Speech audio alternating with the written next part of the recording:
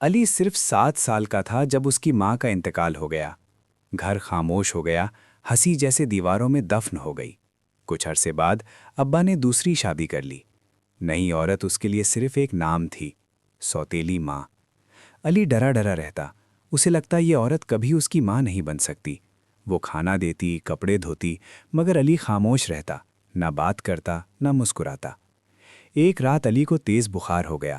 ابا شہر سے باہر تھے۔ سوتیلی ماں پوری رات جاگتی رہی، کبھی ماتھے پر پٹیاں رکھتیں، کبھی آہستہ سے دعا پڑھتیں۔ صبح ہوتے ہی علی نے آنکھ کھولی تو اس کے سرہانے وہی عورت بیٹھی تھی، آنکھوں میں نیند اور فکر دونوں۔ علی نے کمزور آواز میں کہا، آپ سوئی نہیں؟ وہ مسکرائی، ماں بچے کے لیے نہیں سوتی بیٹا۔ یہ لفظ ماں علی کے دل میں اتر گیا۔ دن گزرتے گئے، اسکول میں علی کا داخلہ، اس کی پہلی کامیابی، پہلی ناکامی، ہر جگہ وہ عورت اس کے ساتھ تھی۔ جب علی کو سب نے غلط کہا، وہ اس کے ساتھ کھڑی رہی۔ جب اس نے ضد کی، وہ صبر بنی رہی۔ ایک دن اسکول میں استاد نے مضمون لکھنے کو کہا، میری ماں۔ علی نے لکھا، میری ماں نے مجھے جنم نہیں دیا، مگر اس نے مجھے جینا سکھایا۔ گھر آ کر اس نے کاپی سوتیلی ماں کو دی۔ وہ خاموشی سے پڑھتی رہیں، آنسو کاغذ پر گر گئے۔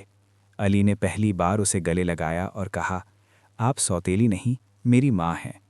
اس دن کے بعد لفظ سوتیلی ہمیشہ کے لیے ختم ہو گیا، کیونکہ ماں وہ نہیں جو پیدا کرے، ماں وہ ہوتی ہے جو نبھائے۔